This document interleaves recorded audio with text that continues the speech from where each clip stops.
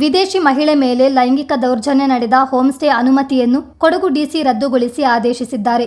ಅಮೆರಿಕದ ವಾಷಿಂಗ್ಟನ್ ಮೂಲದ ಮಹಿಳೆ ಮೇಲೆ ನಡೆದ ಲೈಂಗಿಕ ದೌರ್ಜನ್ಯದ ಪ್ರಕರಣವನ್ನು ಗಂಭೀರವಾಗಿ ಪರಿಗಣಿಸಿರುವ ಜಿಲ್ಲಾಡಳಿತ ಈ ಕ್ರಮ ಕೈಗೊಂಡಿದೆ.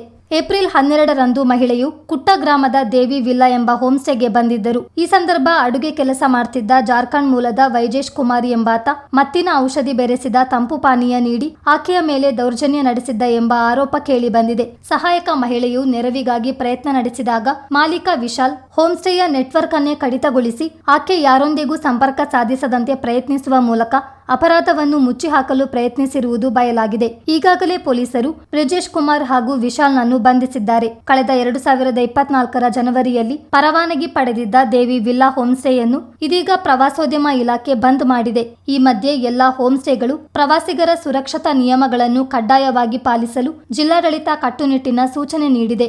ಕುಟ್ಟ ಎಂಬ ಗ್ರಾಮದಲ್ಲಿ ನಡೆದ ಈ ದೌರ್ಜನ್ಯ ಪ್ರಕರಣ ಇದೀಗ ದೇಶಾದ್ಯಂತ ಸಂಚಲನ ಮೂಡಿಸಿದೆ. ದಿಲ್ಲಿಯಲ್ಲಿನ ಅಮೆರಿಕ ರಾಯಭಾರಿ ಕಚೇರಿಗೆ ಮಹಿಳೆ ಮೊದಲು ಮಾಹಿತಿ ನೀಡಿದ್ದು, ಅಲ್ಲಿಂದ ರಾಜ್ಯಕ್ಕೆ ಮಾಹಿತಿ ರವಾನೆಯಾದ ನಂತರ ಪೊಲೀಸ್ ಇಲಾಖೆ ಎಚ್ಚೆತ್ತುಕೊಂಡಿರುವುದು ಗಮನಾರ್ಹ.